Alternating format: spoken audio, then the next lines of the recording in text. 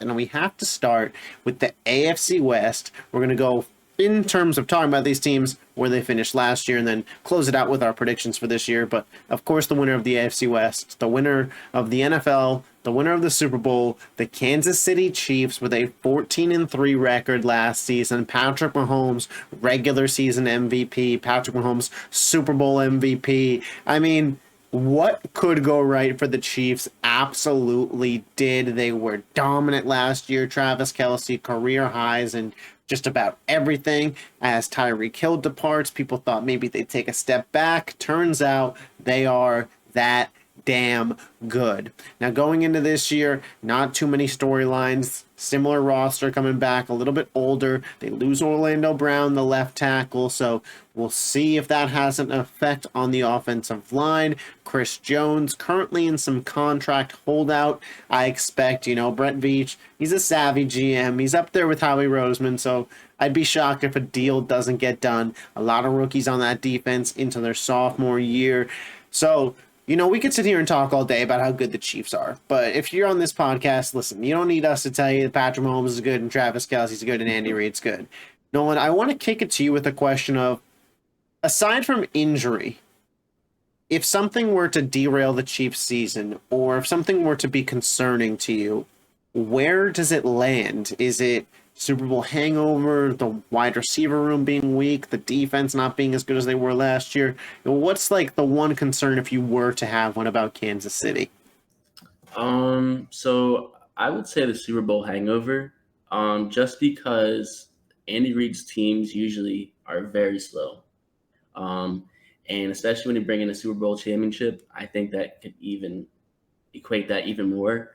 So for me, I think that's the only thing, because, like you said, receiver room, yeah, maybe, but last year it was pretty similar. I think they got better weapons, honestly, on offense this year.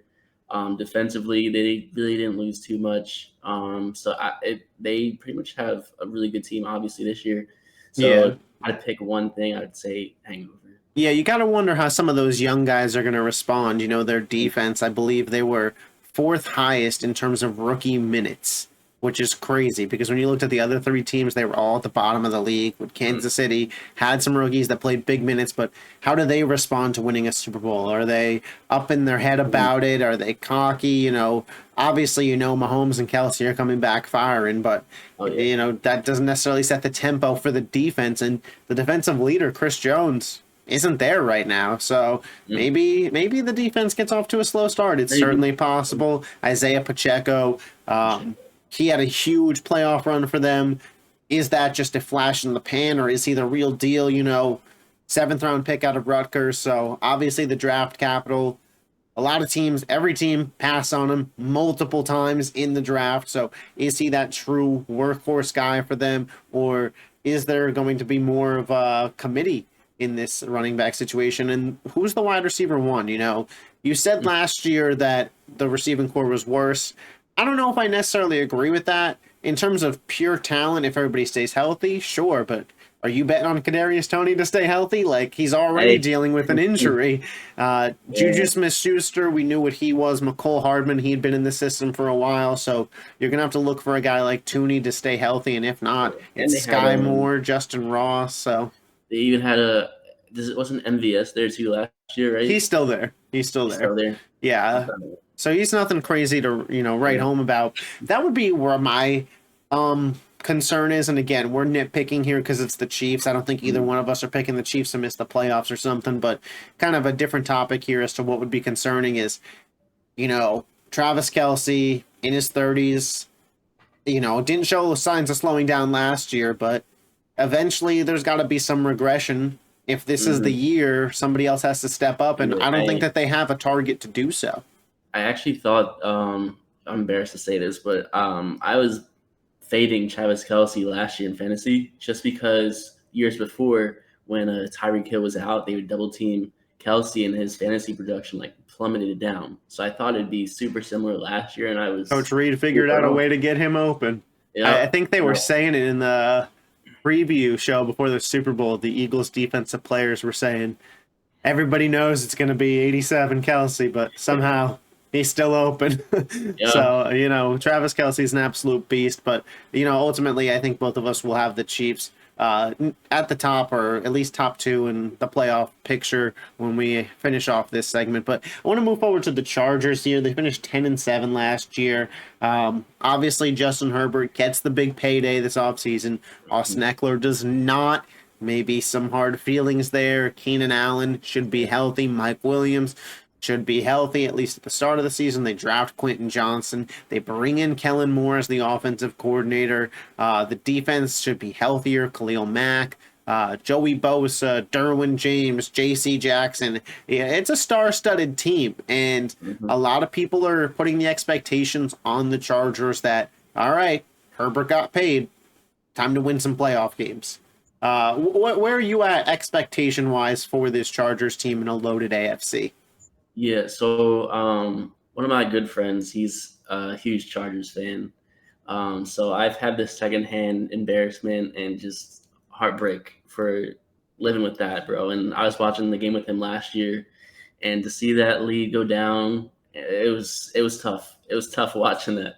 Yeah, I felt that. So I was the one guy out of my friends that said Chargers -2.5. Give it to me all day, and it yeah, you looked probably great. felt pretty good, yeah. At halftime, you were ear to ear I was grinning. bragging. The boys So should have rode with me. yeah, yeah. So it's tough because I really thought they should have fired Staley, just because there's so many just weird things about him and just how he functions the team and coaching. But apparently the locker room loves him, Yeah, so I guess and that's why they kept they him. didn't fire him. They just took away play calling Yeah, responsibilities, gave him to yeah, Kellen Moore. and exactly. So bringing Kellen Moore, I think it's going to be awesome for Herbert, especially for Gerald Everett. I think he's going to have a huge year for them. Obviously, Johnson they drafted, he's going to be a huge help.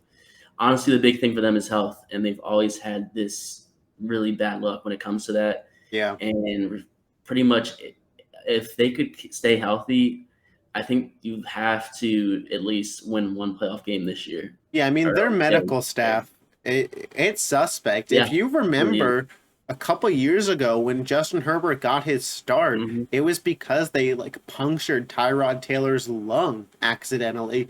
And, obviously, like, you can't control injury, and I don't want to blame them, but Keenan Allen's had some injuries throughout his career. Mike Williams, they haven't been a healthy team. J.C. Jackson, you got to wonder, is there a medical staff conditioning issue there? Something to throw out. I also want to throw out this idea at you.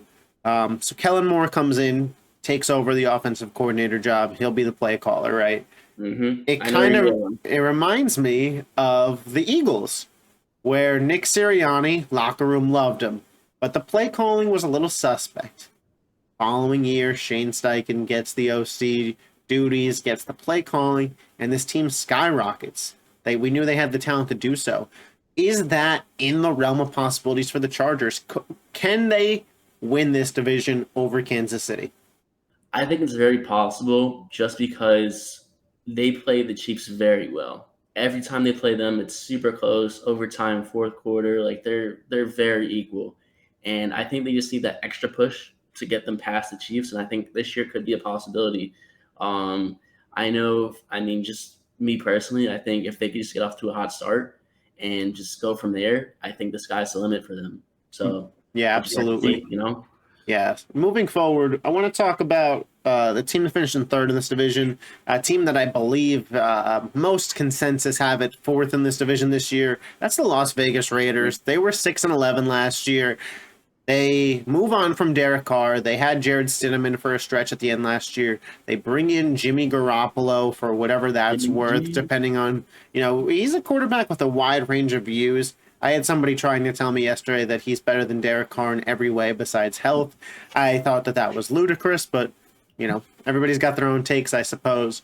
Josh Jacobs coming off a career year, looking for a paycheck, and like many running backs, not finding one, currently holding out. We'll see what happens Yeah. there. I find it very unlikely in this day and age with how the NFLPA is set up. Any player holding out as Le'Veon Bell did. I think that the owners absolutely won the agreement there because you can't, or else you just franchise tag the next year and then the year after Mhm. that. So he'll have to show up at some point, whether that's game 1 or game 6 or 7, I believe is the cutoff. Time will tell there. They have arguably the most talented, best wide receiver in football in Devontae Adams. A lot of people are kind of off on him because he had a bad year last year. You had Derek Carr, who was dealing with injury, and Jared Stidham going from MVP Aaron Rodgers to that. Sure, there's a fall off in terms of production, but when you watched Devontae, you knew he was still that guy. Hunter Renfro, not a really good offensive line. I believe I have their rankings up here. It got a little bit worse. I believe they're still in the top 20, but in terms of PFF rankings, 24th ranked defensive line, 30th ranked secondary. It's a defense that's going to give up points, especially in this AFC West, having to play against Mahomes and the Chiefs, Herbert and the Chargers, and we'll get into Russell Wilson and Sean Payton's Broncos next. But three potentially high-powered offenses in division, and then the rest of the AFC, we know it's loaded. Yeah, I think it's fair to say that the Raiders could be in the Caleb Williams sweepstakes. Yeah. So my bold prediction, maybe not so bold. I think they're gonna get the number 1 pick next year. I think they just have so much not going well for them. The Josh Jacobs situation, Jimmy G. He's an awesome quarterback when it comes to the playoff time, but for regular season, he's whatever. And just the whole team, it just seems like it's just gonna plummet down. And like you said, they're playing in the AFC West and the AFC too. Like that's not easy for them. And the only other team I can really think of is I think the Cardinals, as like Yeah, and one that's on Kyler Murray's possibility. timeline. Yeah. So I just if I We'll had to talk bet about them in on a a little bit, team, but that's such a fun story to get into yeah. because So if I had to bet on a team, I'd probably pick the Raiders. But it's gonna be an interesting year. Vegas, they're at a crossroads, and I'm curious to kind of see what happens in the Josh Jacobs situation, like you said, especially for fantasy. Like I'm watching that like a hawk. So yeah, we're gonna find any out. shot Devonte Adams requests a trade halfway through the year, and I was like, I'm done with this shit. I mean, Um, like a team would definitely pay up for him. oh There'll for be a team sure. with a wide receiver injury somewhere, or there'll be a team Yeah. that could just use an additional weapon. Buffalo, we talked about them going after Mhm. DeAndre Hopkins. If Gabe Davis I isn't it, yeah, I think if anything, he would request it after the year's over, like yeah, when they're rebuilding and stuff. I just don't know if he would do it middle of the season. He could, yeah. but Unlike a lot of wide receivers, Devonte doesn't seem like the drama queen, get yeah, me out of here type. But let's yeah, move on to the Denver Broncos. They finished last yeah. year with 5 wins. Obviously, worst coaching performance in football goes to Nathaniel Hackett. Russell Wilson looked terrible, was not running. Javonte Williams, star young running back, torn ACL early in the season. Jerry Judy, Cortland Sutton, a lot of hype around them. Hmm. And like Russell Wilson, they fell below the mark. The offensive line was not good, was arguably the worst of Russell Wilson's career, and he was the least mobile he'd ever been. The defense, they had pieces.